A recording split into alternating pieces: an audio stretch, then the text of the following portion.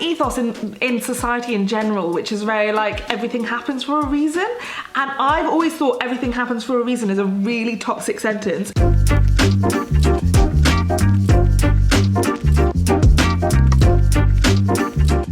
Welcome to another episode of No Books on a Dead Planet. If you are anything like me, you know that the climate conversations are happening somewhere out there with all the smart people, and you're kind of sitting in there being like, should I join in? Should I not? What would I even talk about? So this series is about me trying to picture life on a planet without books. I can't even compute it. Not going to happen. I refuse to let that happen on my watch. So I'm inviting lots of amazing, incredible people onto the channel to make me read the books about climate that I am terrified to read and have those imperfect, missing pieces conversations about the climate and try and make sense of it somehow. Everybody is welcome. This is a book club where you don't have to have read the book, but two people who have read the book, because we are Hermiones, is me and Michelle. Welcome, Michelle. Hi, thank you so much for having me on. And yes, I am exactly that kind of person. This is officially the first book I have read on climate change, and that's awful, but it was for the exact reason that I felt stupid talking about it, so I didn't particularly want to read about it. And you were perfect. I was like really hoping that you would say yes to come on, not because you're somebody who I intuitively knew hadn't read climate books, because to be honest, who knows who those people are, but more because you are incredible. You're one of my favourite non-fiction authors. If you haven't, if you're thinking that Michelle's name sounds familiar, it's because Michelle Elman is the author of loads of books that I recommend on this channel, one of which being The Joy of Being Selfish. And you are so emotionally intelligent when it comes to these kind of conversations that are awkward, that are hard to navigate, where there's no good or bad people, there's just a lot of information and how to filter it. So I was so excited that you agreed to read a book with me, so thank you. Well, I'm glad you asked me, because it's one of those things where it just goes on a to-do list of like things that you're like, I should get round to learning how. I don't know, even stuff like politics overwhelms me sometimes, and like I am the kind of person who gets overwhelmed and shuts down and just is like, okay, that's going in a box that's never going to be touched. And as the book says, and many books say, and I know this is a thing that a lot of environmentalists say, just like a small difference will make a big difference. But then there's the element of the people or the group of people who are very extreme, and you just get scared off by that, and so you kind of just like don't even want to dip your toe in, when actually like also this being quite a short book was actually the perfect book to dip my toe in. Yeah, it is actually probably the shortest on this series so far. It was really incredibly short, to the point where even I was reading an ebook and I thought I still had loads to go, and then I realised about 60% of the way through it just turned into sources. Like most of this book seems to be sources and index at the back, which I love from a research perspective, but also as a reader I loved because the book was over way sooner than I thought it was going to be. Did you find that? I've got the physical copy, and it's a small book, and I carry small handbags because like big handbags I can't carry because I have like chronic pain in my shoulders. It's the first book that's fit in a handbag. And so I was carrying it, and also I could actually, even when I was doing small journeys, so like my gym is like 20 minutes on the tube away, I could read a whole chapter in one journey, which just from a dyslexic perspective, because I'm also a dyslexic writer, like is so accessible, which was like, it was just the perfect book to start off, where it was like, at no point in this book did I feel intimidated by the writing or the content. And I think sometimes, even if the content's not intimidating, the writing is at such an academic level that like, and I've done a university degree, but I don't find it fun to read academic reading. So and it's still not my forte, so to find a book that was accessible and humanized it, actually I think this was the perfect book for us to talk about, because like I never considered the environment in terms of like, so the main thing I'm focusing on at the moment is like communication within my work and my content. You never think about the fact that actually you need communication when working with like political leaders and things like that.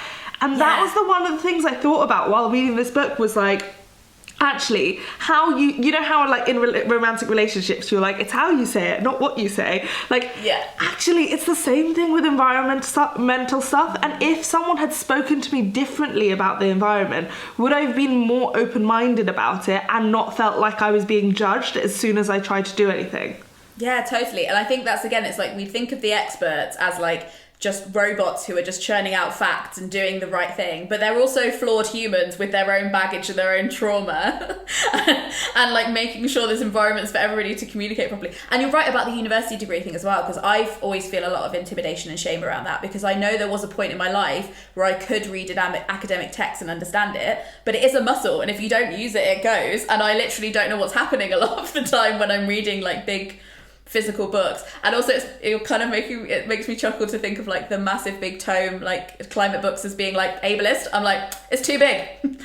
How are we supposed to carry these things around? What's going on? It's also just like the general principle that then seeps into publishing of like, if you use the fancy words, if you use the big words, and like the number of times in my university degree I got told you're not a good writer, if your English was better you'd get a better mark, and I was like, I'm doing a psychology degree, I'm not doing a degree in English, like stop judging my writing. And so it's funny because then you become an author, or like I became an author, and everyone was like, oh, help me finish my dissertation. I was like, not the same you thing. Like, you misunderstood. Yeah, I was like, my dissertation got written in the last week it was due, and it was not good. I cannot write academically, but I can write in very simple English how to set boundaries, for example. Yeah, it's not the same. I don't know what, it's kind of like, I don't know, asking a crime writer to like embalm a body. It's like, I work in death, but like not that kind. Yeah. Very different. I wanted to ask you if you'd heard about this book before you picked it, and why you picked it. Because basically when people come on, I give them a long list of books that I want to read, or part of me wants to read and part of me wants to avoid forever, and I get them to pick which book. So you picked this book. It's a short one. That was definitely part of it. Why else did you pick it? That was definitely part of it, I won't lie. And the other part of it was the subtitle, which, okay, I'm singing the praises of this book. I don't understand how the subtitle fits in. I thought you would say that because I felt the same, and I actually did a little bit of research, and I've realised that since they published your edition of the book, they've changed the subtitle. The subtitle was, in your version, Climate Justice, a man-made problem with a feminist solution, which is a great subtitle. And then now it is Climate Justice, Hope, Resilience, and the Fight for Sustainable Futures. So this is a marketing ploy? Yes. It's a lie. It's not really about feminist solutions. This was written on the book so that I buy the book. It worked, and I read the book, and I was like, I picked this because I was like, how does feminism come into the environmental stuff? And I was like, and the first few chapters I actually thought, oh, I can see where this is gonna go, and then it didn't go there, and it was just, how I would describe this book was like a collection of 10 stories, individual stories of how climate change has affected individuals, with an overarching message that we should talk to the people who it affects the most. And that's how I would summarise this book. Feminists can't mention a single point. Yes, and the first 3 or 4 examples are women who are working at a grassroots level within their communities to make change. But there are also some men. And I was like, who are welcome, but unexpected. But so, because the first 3 were about how basically women who didn't have any experience in being a leader or all of that stuff then mobilised themselves to create change in their tiny communities, I thought the stories were going to lead to, and this is how you can do it in your own, or like why there's a certain difference with a feminist point of view or something. And I think until when I got to like the 4th story, I was like, oh no, this is just a bunch of stories. They're very short articles, aren't they? Yeah, but I quite like that, and it did have a good message. It was just, I found the subtitle a bit misleading. It was how small stories fit into big stories about climate change. That's kind of like how I describe it. There was a point that I was trying to rectify the subtitle and see if I could find stuff that was actually about feminist stuff. So there was one part where Constance, who is like basically a small scale farmer from eastern Uganda, and she talks about how domestic violence is on the rise, and one of the reasons is because women have to travel farther and farther to fetch water and firewood. Some men do not understand and beat their wives if they spend too much time away from their homes, which is a point But I'm sure there's lots of other stuff, and that was I think reading about Constance's story was so interesting, but I think there's probably a lot of other stuff that wasn't in the book. There was, to me, what I was also expecting was like an epilogue that would like draw to the subtitle and be like, and this is why it's feminist, to kind of justify the middle.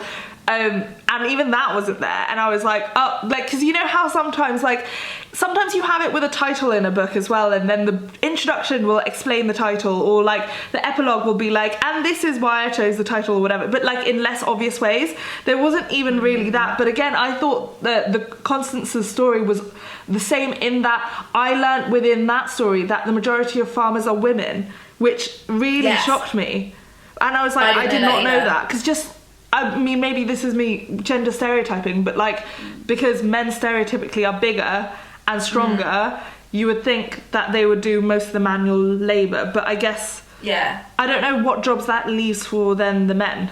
I don't know either, but I think there's probably some kind of historical patriarchy there, but then maybe it's something that I'd love to read more about. I kind of want to just take the parts of the book that I didn't know about and go and research those further rather than the whole thing. I agree. And I think also there was interesting stuff in her story about how there was for a very long time, when the climate was changing really rapidly in her area, lots of people were attributing it to spiritual stuff. So like God was punishing them, they hadn't appeased. That was fascinating to me, because also that really reminded me of this whole, like, we have an ethos in society in general, which is very like everything happens for a reason.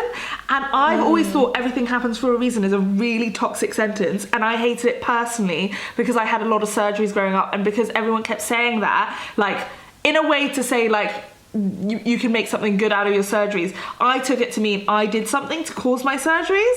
And so when I read the book, I was like, this is why everyone needs to stop saying everything happens for a reason. Because within the book, what they basically say is like, they thought that they had done something wrong and God was punishing them with the weather. And like, that just breaks my heart, because I was like, it's not your fault, you didn't do anything. I mean, even as a country, it's not your fault, because it's the developed countries, and you can't control what they're doing. Yeah, it's kind of like we need to replace that in a vocabulary with something like every effect has a cause, or like, you know, dominoes. So it was interesting, but also heartbreaking to her to talk about how she went to a climate conference and learning all about the real causes of why her land was changing and why her village was changing, and then having to go back and explain. And then the villagers confused asked Constance whether the people in other countries around the world who were causing the pollution would come to their village to help. Constance knew better than to promise the relief of strangers from afar. I told them that I didn't know, but instead we should just try and help ourselves. And that, again, I was just like, that does make sense. If you hear that strangers who are very far away are causing it, you're like, all right then, they should get on a bus and dig in. Like, come on. I don't know whether it was Constance's story or another one where she said, like, I feel bad blaming other people for it because we are of one blood. And I read that sentence. I can't remember the exact quote. Should I find the exact quote, actually? Yeah, do it. Because it's that thing of, like, they seem to have a different understanding of personal responsibility, which I think is healthy, but also probably not. It was Constance's story. So she said, I learned that overpollution from developed countries had caused real changes to the climate. She later recalled, I felt bad because I knew that the people in developed countries are our friends. We are the same people. We have the same blood. And not to be cynical, but I read that sentence and all I could think of is, would the developed countries look at you in the same way? Like, that sounds so bad, but it's kind of true that, like, there is this, like, dismissal of anyone who's in a, like, third world country where it's almost not real, and you kind of see it in, like, how wars are discussed, not to make it, like, really political, but, like, you saw the increased level of compassion for Ukraine compared to other countries. And I read that sentence and I was like, God, it breaks your heart that, like, she has so much compassion. And, like, sorry, but I look through everything through a psychology lens, so I just, like, read that sentence and I was like, she has so much compassion for developed countries that is likely not being reciprocated, and she probably isn't aware of that because she just looks at people through a compassionate lens. And it's hard to then communicate that and communicate that to people who aren't reciprocating that compassion, and be like, you owe this to people. This is something that you owe. And I think as well, like something the book does that is interesting is when we talk about like, I think there's a lot of narrative around the climate where it's like, are we gonna live or are we gonna die? And it's like, well, what do we call we? And also there are lots of spectrums of success, whereas in like if we keep warming below 2, like a certain amount of things happen. If we keep it below 1.5, a certain, and it's not that everybody's lives will incrementally get better or worse, it's that literally we'll lose some countries or we won't. And like the gravitas of that, again, is probably one of the reasons why I avoided books like this, because I'm like, just having to say a sentence like, we'll lose some countries, is just horrific to even talk about. And it's heavy, and like we already live in quite a heavy world where if you are living in a developed country, it's so easy to bury your head in the sand. And like, I'm guilty of it too. I've done that. Like, I try to do what I can with the environment, like on a personal level, but in terms of educating myself, not really done that in any way. But I think what I liked about this book was like from the outset, she was welcoming in the fact that she also said she was I think she called it a late bloomer. She was a late bloomer to the environment conversation. That I was like, oh, okay, I'm not the only one. And this was a leader of a country at one point, and she also didn't know like a lot about it. So everyone has to get to their own stage at whatever time, and I try not to be judgmental of other people not knowing things about like body positivity, for example, because like everyone will get to their own stage with it. But if we keep judging people and we keep shaming people, which is also why within the book I was noticing the points when she was talking about the UN and the conversations, and how bringing these people who are real life, like in their real life were affected by climate change, actually like softened the hearts. And it was like a twofold feeling, because it was like, yeah, I get how that feels in terms of like, I also was just a little bit shut down from it, and actually if you open your eyes a bit more, then you're able to understand the severity of the issue. But then also like, and this is like almost hypocritical of me to say, but why should they have to open their eyes to it? It's like not their job. Yeah, I think that's that kind of holding a few people up and being like, you need to represent these kinds of countries and bring a tear to the eye so that people will act, is quite... Like you had to put, like, if you don't pull enough heartstrings, you won't create any change. It's like, why is it their job? Like, they're the ones like children in need on speed. Yeah. And I was like, and that's happening at the UN? Like... I think as well, we didn't explain who Mary Robinson is. Mary Robinson was the first president of Ireland, which we've just discussed is very different from being a Taoiseach, which is a whole... I'm sure our Irish viewers will educate you in the comments, but she was the president of Ireland for a while, and she's very, very well connected. But like you said, she didn't come to the climate conversation for a long time, and now that seems to be all she's focused on. But I don't know, I think it's interesting because basically this book was commissioned because she's a name, and she was like, I'd like to give some voices to some other people, but I don't know if I'd rather if this book have just been written by those other people. I don't know how you feel about that. It's like kind of like, oh, we need to listen to their voices, but then this book is actually written by her. I mean, that's the whole problem. That's the whole problem with the publishing model in general. Is like, you're not actually going to the people who have the knowledge. You're going to the people who will sell the books so that you can point to the where people would go to the back of this book, for example, and then read books by actual experts, but then they would only find those books because they don't have the same profile as Mary Robinson does.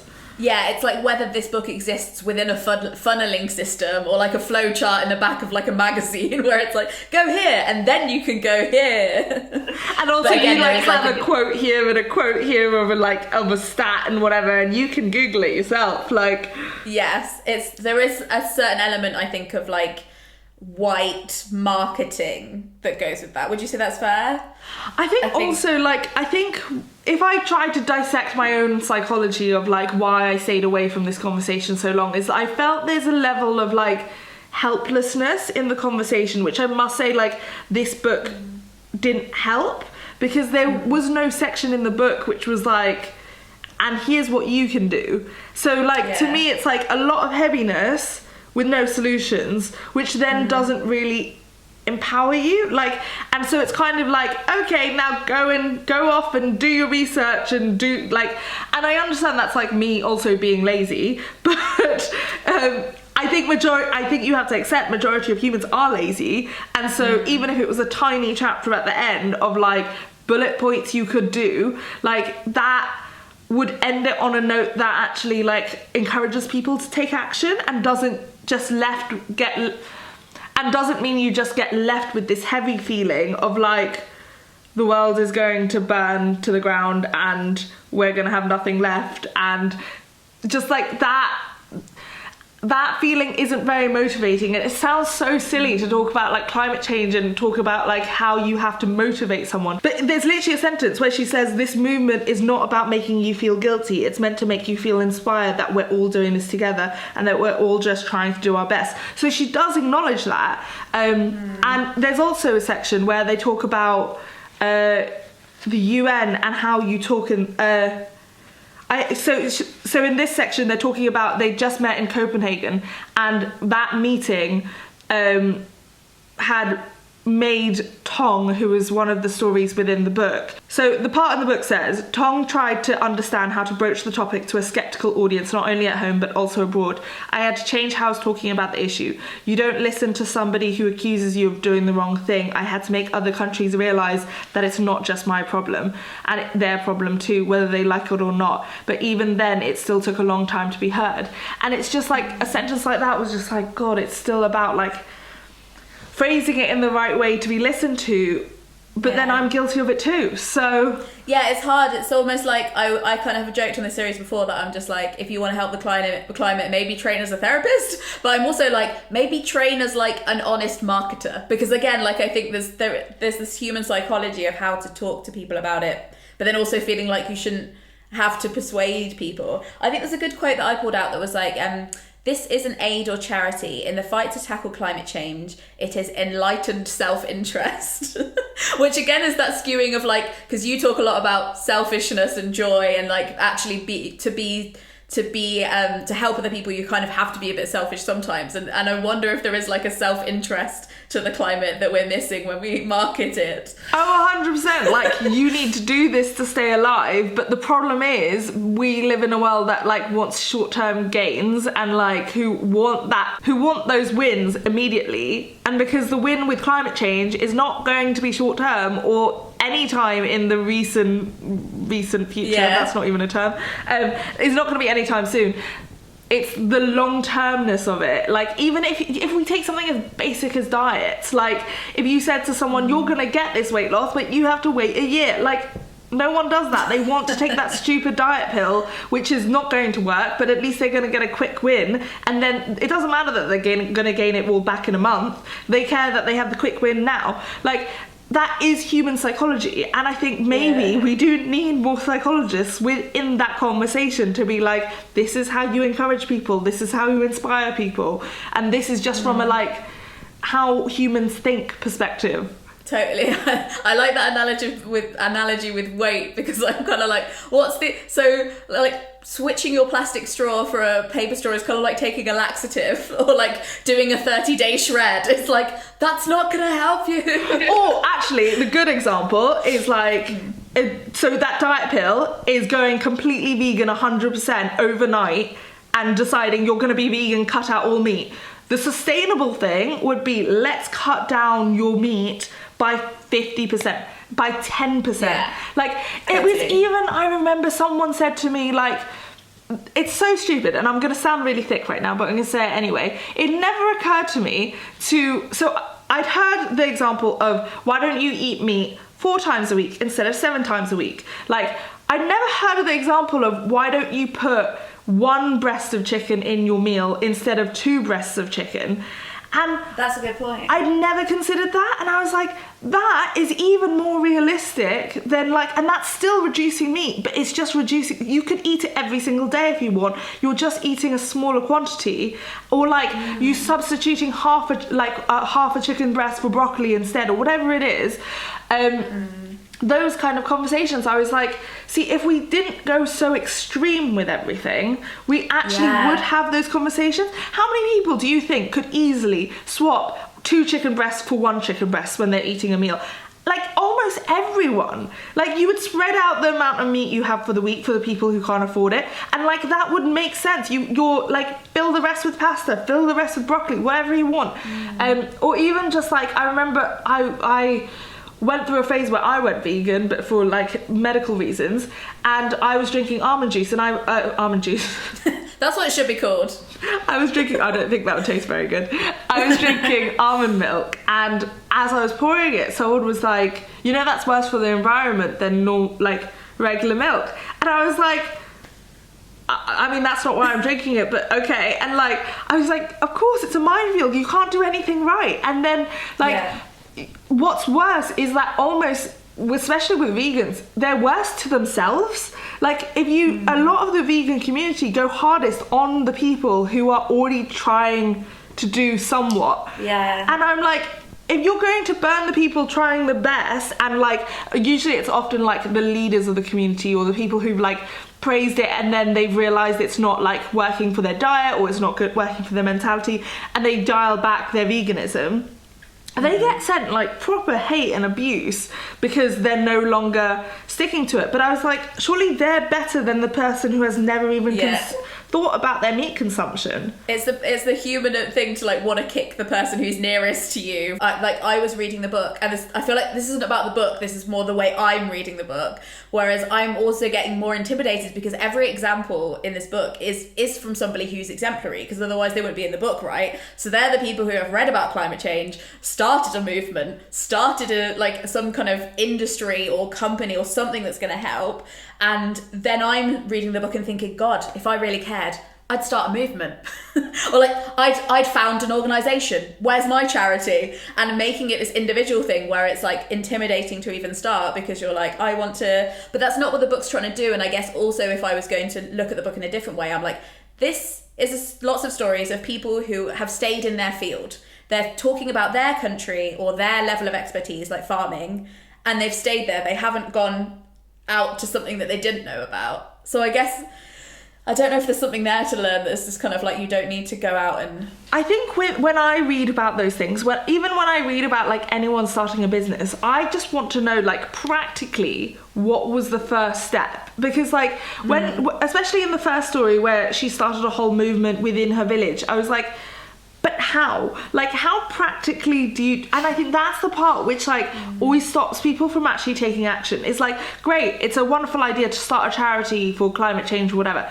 How do you actually, like, do you establish a company online? Does it act like a company? Like, it's literally the minutiae that I always get hung up on. And so then, like, or like, if you were trying to introduce recycling in your neighborhood, for example, do you call the council? Do you call like who? Do you get what I mean? Like in the book it says, her father's words proved seminal for Jani, who decided right then that she would pursue a higher education so that those in authority would engage and listen to her. I understand that the people who had all the vital knowledge, the Sami, my people, were not heard because they were not well enough educated in the Western system. They had no voice even though they had critical information.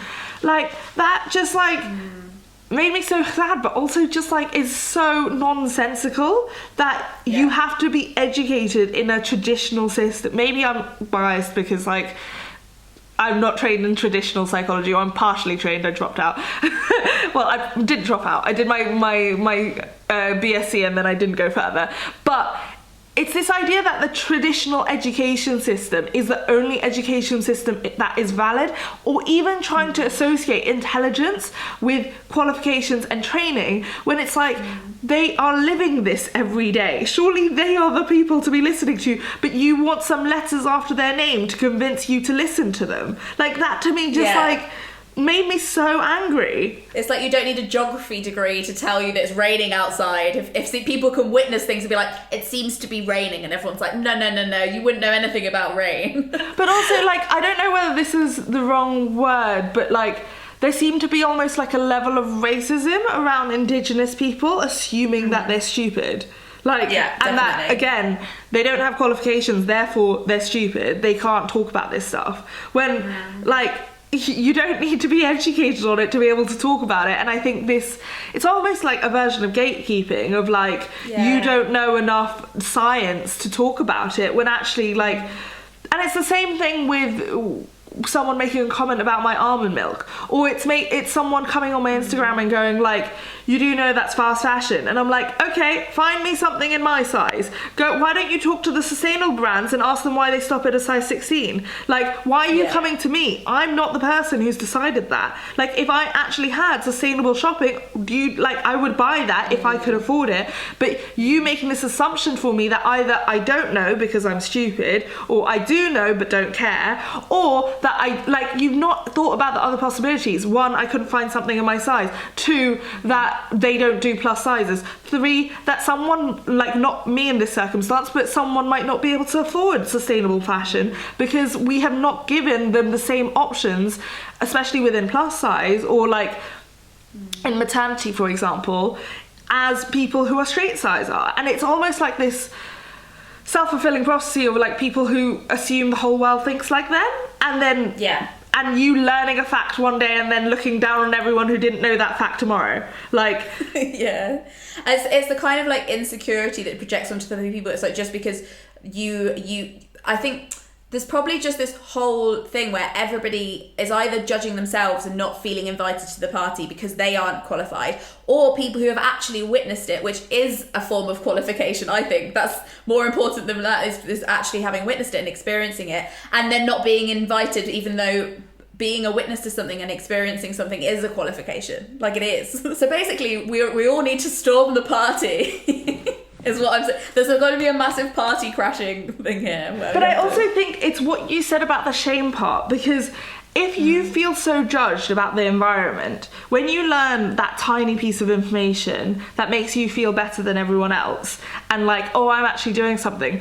When someone is pouring the almond milk out and you know to drink oat milk instead of almond milk, like, you are going to be like, oh, did you know? And it's like, you might not intend it in the way, and you might not even know consciously you're doing it, but actually if you looked at the reason why you're doing it, it's because you also don't feel like you're doing enough, and therefore you project it on everyone else. So like, weirdly, it's a level of like self-awareness and psychology that is involved in all of this, and I don't think I actually realised it until I read this book. Yeah, that it's kind of about working out, because I think you're right. Sometimes I think I've done that where I've just learned something about the climate and I'm like repressing it, and I'm like, don't talk about the climate right now, don't ruin the party, and then there'll be a little valve, a moment where I could say something, and then suddenly it like all comes out at once in a really awkward way where I'm like, well, actually, did you know? And it's because I'm not regulating my own emotions around it, and I'm not like, if there's a space where I don't feel comfortable talking about it, I need to go away and create that, and like not just like project it at a time where nobody's in the mood to hear it. And you know what, sometimes you are in the mood to hear it. So I remember someone told me the other day that like avocados are the worst for the environment. I did not know that. Like, to me, there would be no reason why I would know that. Like, I didn't know that it's like devastating to the environment, but like, I also assume because it's a food that a lot of people, especially in vegan and vegetarian communities, eat, that if it was that awful for the environment, they wouldn't eat it. But then I'm like, maybe they don't know that information. Like, so it's a hard catch-22, because you do want to spread the information, but I also think you have to balance it with like doing your own action and then informing everyone about it, and also like ultimately respecting the fact that if someone isn't ready, and I know this is so hard if you're so passionate about it, but like, if someone isn't ready to know, they're not ready to know. And like, the only thing I can compare it to, because I'm not well versed in environmental stuff, is like when I first learned about body positivity, I was like, oh my god, diets are like a trick, they're just trying to get you, and capitalism, and like, and I wanted to shove it down everyone's throat. Frankly, if you're not interested, they'll take zero of it in, and also they'll start getting annoyed because you're talking about what you want to talk about all the time without actually like gauging whether they are interested, or like, and you think by like continually bringing it up that's going to create change, but you're the one who wants to create the change in your own life, so you need to like have that excitement, have that passion, but fuel it into something that actually requires action, and not just more conversations that indulge this illusion that we're doing something about it. Totally. And you're right, I think the times where I've like changed my mind is when I'm more like talking to a friend and I'm like, oh, what's going on with you? And they'll tell me something, and it is something around something they've changed about their lives or something they've gone to, and it's part of the story of their week or their day, and it's not something where they're trying to tell me what's in their head. They're telling me the contents of their calendar, or like, do you know what I mean? Like telling, and it becoming a story rather than a preaching thing. It also reminds me of, like, I think you talked about this in The Joy of Being Selfish, or maybe it was just something on Instagram. You have all your wisdom's coming over from all these different ways. I create too much content on too many platforms. It's a problem. Yeah. Something about, like, when you're trying, you can't just tell your friend to, like, leave a toxic person, or, like, they're not going to listen the first time around. You don't, like, it's not going to be something where you just tell somebody to and then they leave. It's often when you're trapped in that cycle, you kind of have to come to it on your own terms and in your own way. And I guess that with the climate as well, it's not going to be you who, like, says that thing and is like, you need to leave fast fashion.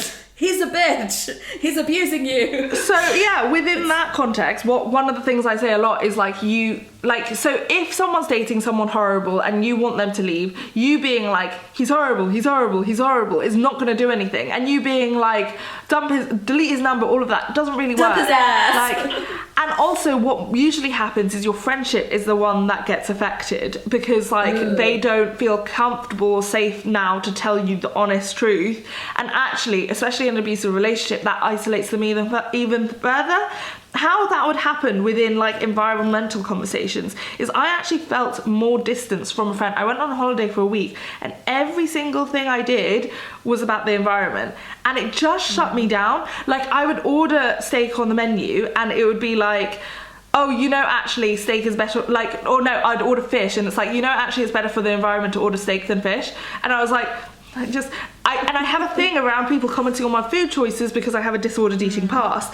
So I'm like, even if you'd said that not in the context of me actually about to put food in my mouth, I would have maybe been more receptive, but it carried on for the whole week, and it didn't make me want to pick up an environmental book. Yeah. And so in that context, what you can do is go, oh, I'm actually really interested in the environment right now. I've been learning about it. I'm so passionate about it. And if you ever want to have a conversation about it, I'm your girl. Like, I'm learning all of this stuff. Do you want me to tell you anything? Do you want me to tell you about it? Or, like, what's your relationship with the environment? Actually asking a question rather than just, like, because when someone's passionate about a topic and they first learn about a topic, a lot of the time they talk at people and they're like, do you know this? Did you know this? Even if you just turned to your friend and went, have you ever read a climate change book? I'm reading one at the moment. And actually the number of interesting conversations I had because I was reading this book, and, like, one of them was, like, with my boyfriend, and I was like, oh, it's an interesting book, but, like, I don't understand how, like, feminism comes into it. And we had it's the reason he won Trivial Pursuit, because he didn't know that Ireland had a president, or only thought had how do you pronounce it? Taoiseach. He only thought it had a Taoiseach, not a president. And so it turned into an interesting conversation. But, like, that's an easy way to bring it up. But as soon as someone's, like, shut down to it, stop the conversation. You're not making any progress by continuing to hammer it home. And it actually might make someone feel more shame and more guilt. Which, like, especially around food choices, like, people don't have different relationships with food, and sometimes their mental health, sometimes their disordered eating is going to take a priority over their meat consumption or any of the other things. And so it's not always a viable option for everyone, in the same way that it's not a viable option for everyone to shop sustainably, because if they don't do your size, they don't do your size. Like, you can't change that. So talk to the brands rather than talking to the individual who's already insecure about the fact they can't fit clothes, and who's already trying their best and already trying to do Depop and all of these things, but even trying to find plus sizes on Depop or eBay or all of the second-hand places are so difficult, because thin people like to wear oversized clothes, so there are no options left for us. So, like, I think it's just understanding that more human approach of, like, what if we looked at the world thinking everyone was trying their best, rather than everyone's stupid, everyone doesn't know what they're talking about, and I know more than everyone else. It's interesting, because I always think, like, oh, maybe the world is split into, like, people who think the world's getting worse and people who think the world's getting better, and I've gone between those two things a lot. But I think you're right in that sometimes there's people who care about the climate, but they also think that everybody's out to get them and everybody is evil. So do you know what I mean? And I think honestly, maybe a more optimistic mindset is like everybody's trying their best. Like things are getting better. Things will get better. People are doing what they can. Probably makes you a better communicator, because I think people can almost sense when you're thinking the worst of them. Yeah, and I also think, like, you don't know what else is going on in their life. Like, if someone is struggling to make ends meet, they're not thinking about their environment. The only reason a lot of these people are thinking about their environment is because it directly impacts them. So when you're living in a developed world, but you're still living under the poverty line, like, it might not be your first thought. If you're in a toxic, abusive relationship, it might not be your first thought. Like, but looking at it from that compassionate lens, actually thinking, well, the go-to assumption shouldn't be, if you do nothing about it, you therefore don't care. Like, it can, there's a spectrum, and I was a person who cared. I just probably, like, if I'm being fully honest, probably like cared but wanted to be in denial, because I knew if I read a book about it, I'd have to care more. Like, and so I think actually that's probably the biggest section of the population, at least in the first world, where like people are just like, it's a lot, it's overwhelming, so shut down, like, let's not talk about it, and like, let's pretend it doesn't exist. Yeah, and I think, as with lots of different kinds of worries and traumas and anxieties, putting it under the carpet only makes it mold and grow and like fester, which is why like I've enjoyed reading these books, because even though some of them are really stressful to read, like it almost feels weirdly calming, because at least I'm facing it. Do you know what I mean? It's kind of like being a hoarder and going in and being like, okay, I'm gonna clean this corner. So the only way I justified my guilt was, I was like, I'm already doing without the knowledge, I was doing as much as I humanly could within my realm or world, and being conscious of the environment. So like trying to recycle as much as possible, and I was taking the action part. So I was like, the knowledge doesn't really matter, because I know it's not good right now, and I know it's not getting better. So like, that's all the knowledge I need to know now, without like it overwhelming me. But what I can do is like the day-to-day, like, do I really need another outfit? Or can I wear something I already have? Or like, can I find this secondhand? And if I can't find this secondhand, don't beat myself up, because actually I've already like done this and done that, and or the chicken breast thing, like that actually is a thing that I practically put in my life. And those things sort of made me feel better about the fact that I wasn't very educated on climate change. I was like, well, at least I'm aware of it and taking action, but do I really actually need to know the specifics of when we're all gonna die? Like, do I need in graphic detail? I think as well, there's also different kinds of education, because people think a lot about like those big picture really scary things, but you could also just go and educate yourself and read about like I said, like which fruits are better and less imported from different places, or like how you can be more effective within what you're already doing, rather than like research doesn't always have to be about the big scary. So that was another thing I learned recently, which like I learned all of these things because I've never read a climate change book. I've learned all of these things through someone mentioning it in a conversation. So I'm not diminishing like all the random mentions about the environment, but one of the things I've never thought about is like, look at where the fruit is actually from, or look at where the vegetables are actually from, and shop locally. And I was like, never thought about that. Or like, it's even better to not shop in a supermarket. Like, never thought about that. Those are things which, like, if we stop being so judgmental and shame ridden, we could actually have those conversations a bit more. Like, it sounds stupid, but the chicken breast thing blew my mind, and I was like, I have never considered that, and it's like so obvious. And also, if I said I was going to cut out meat on a Tuesday, like eat meat on a Monday and cut out meat on a Tuesday, or I was going to say I'm going to have meat on Monday and Tuesday, but I'm just going to have one breast on Monday and one breast on Tuesday, and not two breasts on Monday, like, it's the same thing, just like it's a different option. And it blew my mind that I was like, never thought about that. So like, I was making something the other day, and I was like, oh, I can actually put tofu like in half of this instead of, and I was like, it's just different people work in different ways, and when you give people options, then they actually have something to choose between. But if you make it difficult for people, there's a thing within psychology I talk about, which is like activation energy. It's the amount of energy to actually make the change, and it's not the change itself. Ooh. So it's like, for you to go to the gym, you need to get your trainers together, get dressed. So if you actually put your trainers by the door and you put your like outfit ready, the activation energy required to even make it to the gym, or like if you actually are a member of a gym 4 minutes away rather than 20 minutes away, the activation energy is less. Think about that in terms of the environment. How much easier would it be if we lowered the activation energy around recycling, so that recycling was actually the easiest option and not recycling was the hardest option? That would be like, then you're capturing the whole audience, that the group of the population that supposedly exists that truly don't care. You're still capturing them, because those people who truly don't care about the environment still want to live an easy life, as most humans do. So they will choose the easier option. That's so interesting, because, I mean, not to make this about bins, but my council at the moment, because I'm assuming because lots of people weren't using their food waste bin, they are just saying that they're only going to collect our general waste every 3 weeks. And they literally put a leaflet through our door that was like, if you don't want your bin to smell, maybe use your food waste recycling. And it was basically just like, we're only going to collect it every 3 weeks, so good luck. Hope you're recycling. That's so smart, because actually I know the opposite. Salty. They make it really hard for us to recycle in my building, and like that's really? A building thing more than a like the council thing. Flats, yeah. But like, you make it difficult to recycle, that's a lot of motivation to not recycle. Yeah, I almost think like when it comes to like activism can come to more like eradicating the friction for other people to act, because I think you're right, a lot of people do feel like they want to act, but instead of having like a shaming conversation with like all of your friends, look at ways that it can become easier. And yeah, I don't know, you're giving me lots of thoughts. This is really, really interesting. Would you recommend this book to somebody? Yes, is the big one. I think this you would.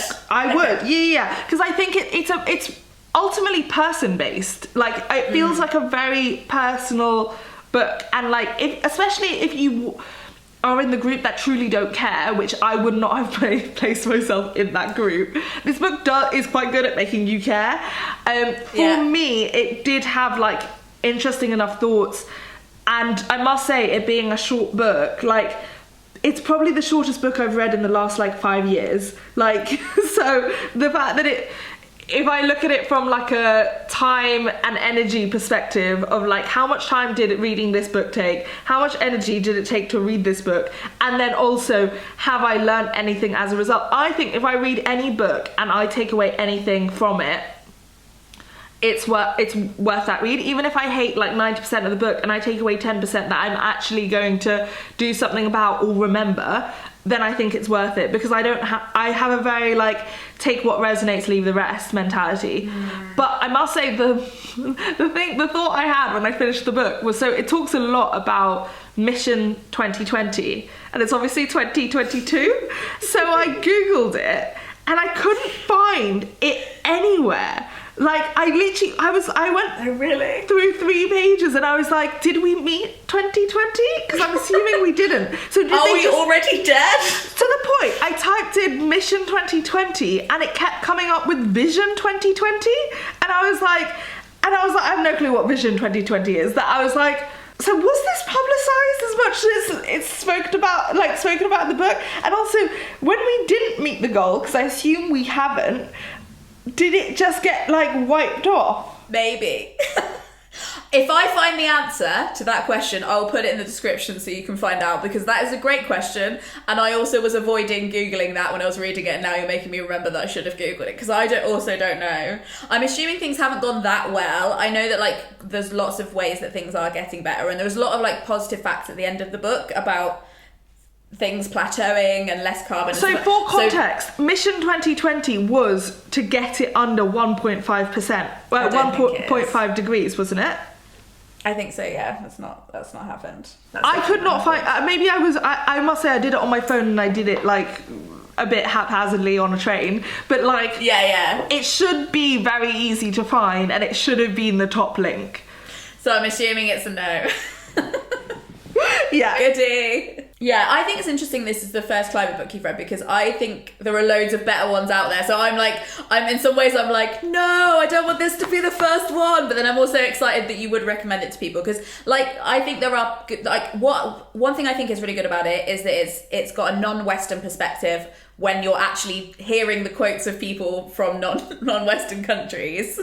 It's obviously through a Western lens because she is Irish, and some of the ways that we were talking about, I think there is like a kind of like showcasing lens to it that I wasn't completely a fan of, but I do like the kind of variety of different ways that it's shown that people have taken action that are really different.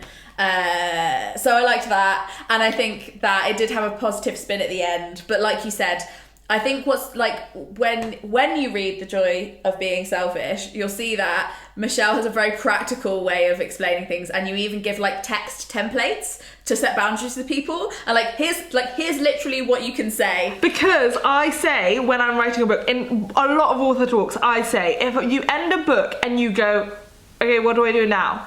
Then it's not a good non-fiction book. And so I will say this is the best climate change book I've read. It is also by default the worst climate change book I've read, and I would recommend it because it's the only climate change book I've read. I also accept I have a very low bar. I think since becoming an author I have set the bar very low on what I would recommend to others, simply because I hate people disliking my book, and so I don't like judging other authors, and so I'm like, that's fair. If you can learn anything from, that's how low my bar is. I'm like, if you can learn anything from a book or you remember anything from a book, it's a good book. But only because like I read about 100 books a year, and there are books I genuinely don't remember anything from the book, and I'm like, so that's my barometer, so take that recommendation with that all in mind. Yeah, and I think as well, like another interesting thing you were saying was it wasn't so much the book, but it was the fact that you were reading the book and then you were having conversations with people because you were reading the book. I think that's the power of books. It's like it's not everybody doesn't need to read all the climate books, but some of us reading some of them creates this exponential conversation that you can just keep rolling with. And I think from a life coach perspective, like I am a person who's like, praise yourself for the low bar. Like I don't like this mentality online of like bare minimum, that's bare minimum, you read one climate change book, woohoo, bare minimum. That doesn't create change. And so I'm a person who's like, praise yourself for the bare minimum. My bare minimum was I read one climate change book, and you know what, I was actually proud of myself that not only did I read the book, but I actually had thoughts about the book. And as a dyslexic person who really struggled in English class, I was like, I actually have not original thoughts, because original thoughts don't exist, but like I had interesting things that I wanted to either know more about, explore further. And so like, it almost felt like a starter book where it was like, and I think maybe that's why it's good for a first time newbie to not feel like the world is ending, even though it slightly has that message in there, but like to be like, okay, this is the start. But I think it shocked me, and this is really bad, but I'm quite honest and I don't care if you judge me, but like, I think it shocked me how much I enjoyed reading it. Like, and I just thought like, I think the problem is when you're dyslexic, when you've grown up in school, and I know I'm blaming dyslexia a lot, but like this is genuinely my reality. Like if you grew up in school and you were taught you were stupid over and over again for not having interesting thoughts about Tess of the D'Urbervilles or like Macbeth, and that you didn't sit there and like enjoy, what was the other one that someone was talking about the other day, the one that's meant to be the funniest book and like the funniest book ever written. Was it Oscar Wilde? Oh, was it The Importance of Being Earnest? Yeah, someone said to me that's the funniest book ever written. I was like, we read very different books. Like I was like, I would say like, I don't know, the funniest book I ever read was like The Couple by Helly Acton, which is like contemporary fiction, a very easy read to book. Like to me that's like the funniest book I ever read. But when that kind of thing, it's very easy then to like, I stopped reading, I mean this is awful considering I'm an author now, but I stopped reading between the ages of 15 and 20 because everyone kept telling me I wasn't reading for my age range, and I was enjoying much younger books, and so as a result I always felt stupid reading. And now as an adult and from since being 20. So I started reading again, but in a very narrow niche of I love psychology books, I know non-fiction, and I had to baby step it into fiction again. Yeah, so then the first fiction book I read was maybe 3 years ago, was How Do You Like Me Now by Holly Bourne, only because she was a young adult author originally. Like, that's how slow it's had to be for me to not feel stupid while reading, that I was not going to pick up a highly academic book. And a lot of climate change books are like that, or even a book about climate change. And so, like, you can judge me all you want, but that's the reality of a lot of people who are overwhelmed by climate change. Totally. And I think it's that you're like saying, like, removing the judgment is like part of that. And it's like, I feel like what we're learning is low bar, or praise yourself for there even being a bar. Baby steps, kindness. And also, actually, if I'm going to try and bring this full circle, the definition that she uses for climate justice and what climate justice is rather than like climate action is climate justice is putting people at the heart of the solution. So I think sometimes when you're not thinking about the people that you're talking to, and you're not being like, it's the people first, everything else second, then it can go awry. But this conversation did not go awry. This was really, really fun. Thank you so much for chatting to me. This was so great. Thank you so much for opening my eyes and my world to climate change in general. Okay. me alone. You alone. You alone, Me alone. Genuinely. You gave me the motivation. Yeah. You lowered my activation energy. Well, maybe we can persuade you to read another one. I think maybe a fiction one for you next. Sounds I think good. we need to chill on the facts, go with the characters, go with the Felix. It's good. Wonderful. Where can people find you if they want to hear more of your brilliant wisdom? So I'm at Scarred Not Scared on most things, Instagram, TikTok, those kind of things. And my podcast is called In All Honesty, and my books are called Am I Ugly and The Joy of Being Selfish. What a reading list. You're sorted. I actually would recommend, like, serving suggestion, like climate book, and then also one of Michelle's books, like as a little sandwich together. That's a healthy diet. Choose one thing that you're gonna do today. That's the main thing. It's like, bite size it, one thing, that's it. Yeah, low bar. And praise yourself for it. Exactly. Brilliant. Thank you so much for watching. If you'd like to watch more videos in this series, you can watch those here. Next time, we are reading this book with this person. I've been Leena Norms. This has been Michelle Elman. And we're very grateful that you joined us here on this non-book book club. Bye. Bye. Frogs dug out.